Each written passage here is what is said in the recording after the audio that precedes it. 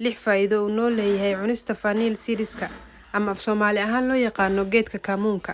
Miraha kamuunka waa nooc ka mid ah dhirta adduunka ka baxda, kuwaas oo loo isticmaalo in lagu daaweeyo cudurrada qayb ka mid ah. Haddii aad ku darto cuntooyinka aad maalinlaha u isticmaasho geedkan, waxa hubaal ah inuu kor u qaadi doono caafimaadkaaga. Geedkan vanilla seedska waxa uu noo leeyahay faa'iidooyin badan. Haddaba waxaan muuqaalkan kugu la wadaagi doonaa 6 faa'iido aan kugu diyaariyay. 1. Waxa uu kor u qaadaa habdhiska dheefshiidka. Waxa uu ka caawiyaa caloosha inuu cuntada degdeg u shiido ama si fudud ay u shiido. Waxa uu jilciyaa caloosha. Waxa uu yareeyaa acidka caloosha, taasoo dhibaato u keeni lahayd haddii uu ku bato qofka.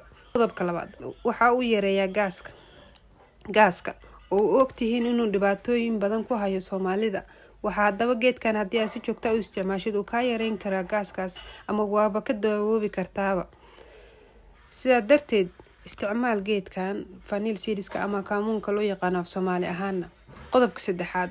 Waxa uu kor u qaadaa maqaarka jirka. Qofka jirkiisa waxa uu u baahan yahay fitamiino. Sidoo kale, geedkan ayaa waxa uu hodan ku yahay fitamiinadaas, waxa uu ka caawin karaa inuu maqaarkaaga qurux badnaado, wuxuuna ka hortagaa cudurrada skin-ka ku dhaca. Qodobka 4. Waxa uu kor u qaadaa caafimaadka indhaha. Waxa uu ka caawin karaa inuu indhahaaga leydkooda u siyaadiyo. Sida ogtihiin, fitamiinada ku jirta geedkan ayaa waxay ka hortagtaa cudurrada ku dhaca indhaha. Sidaa darteed, isticmaal geedkan si ay indhahaagu ay u noqdaan kuwo caafimaad qaba. Qodobka 5. Waxa uu dhimaa miisaanka. Sida ogtihiin, dad badan ayaa waxay ka cabanayaan culayska miisaankooda ama miisaanka oo kordhaya zaid u socda.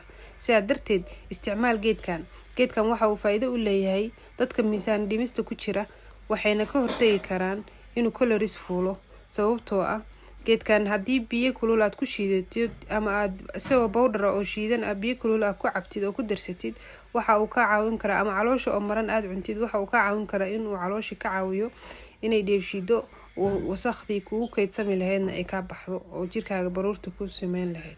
Sidaa darteed, isticmaal geedkan haddii aad miisaan dhimis ku jirtid uu ku anfacayaa. Qodobka 6. Cunista geedkan waxa ay yareysaa xanuunada ku dhaca neef mareenka ama sanbabka sida neefta oo kale. Waxay ka hortagtaa cudurradaas ku dhaca sanbabka ama neef mareenka.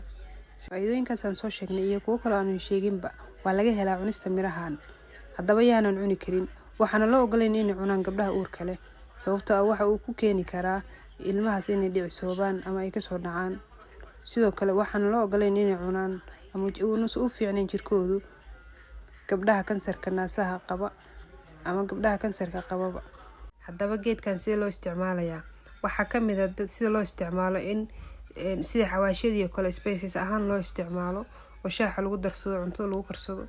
Sidoo kale, dad ayaa intay shiitaan sidii powder asagoo ah si sonkortii kale shaaha ku darsado oo asagoo powder ah saas ku caba. Dadka qayb ka mid ahna asagoo caadi ayayba karsadaan, salarkan ay ku darsadaan, saasayna ku karsadaan oo ay ku cunaan.